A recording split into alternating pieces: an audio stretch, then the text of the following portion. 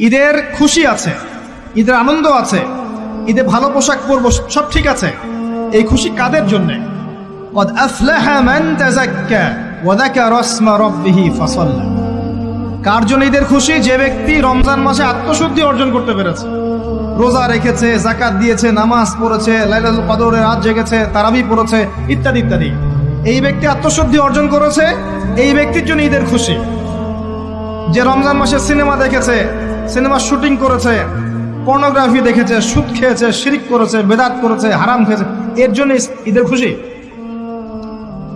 মানুষকে ঠকিয়েছে, ব্যবসায় মাল কম দিয়েছে, পণ্য মজুত করেছে, ইচ্ছা করে দ্রব্যের দাম বাড়িয়েছে, সরকারকে বিব্রত করেছে, জনগণকে দুর্ভিক্ষের দিকে ঠেলে দিয়েছে, এদের জন্য ঈদের খুশি? কখনো না। ঈদের খুশি তাদের জন্য যারা আত্মশুদ্ধি অর্জন করতে পেরেছে। আল্লাহ পাক বোঝার তৌফিক দান করুন, আমিন।